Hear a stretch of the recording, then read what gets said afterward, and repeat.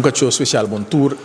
certificado de mente, para cachorro que me quer mostrar bastante um cachorro especial, é certo cachorro que busca gente. Então, a importância de ter cachorro assim que está que vou usar ele também, por exemplo, para botar gente na cudrenta ilegal no país, então que já não corre bem foi autoridade, agora é cachorro aqui, então cachorro que por sali e está localizado. Então, questão que por, pero está localizado, porque é experto de veterano e é sumamente bom preparado e talentoso. É cachorro que da parte de família, de justiça, não está guardando cuidado de nós e até no momento que não está bem com pensão, não está na pensão também. Nós temos dinheiro que está quase bem com pensão, mas não me renova, é cachorro que nós conhecemos GSP com a passada, conhecemos começar o programa de cachorro na justiça e até que bem e o resultado é está chiquito, pero é um cachorro mais efetivo de lo que está detectar droga. Bota botar para e mesora está começar seu trabalho e para a idade alta que tem está vindo trabalho todo dia contento, faz seu trabalho e está vivo também de uma família somente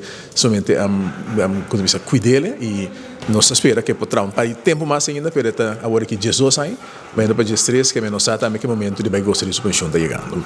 Pero se você dá na propriedade de governo, se dá na um animal, está regulado na lei, se como que o povo pode castigar e como pode castigar. Pero em todo caso, nós não está parte da família que dá mais valor respeitar mesmo coisa e pouco de não tá, isso é importante, porque sobre não ajuda nós também a reduzir o risco, caminho que porta uma atuação de polícia mês, tá porta causa mais dano na boca, se quando você usa uso de cachorro é por reduzir o risco também para a pessoa que está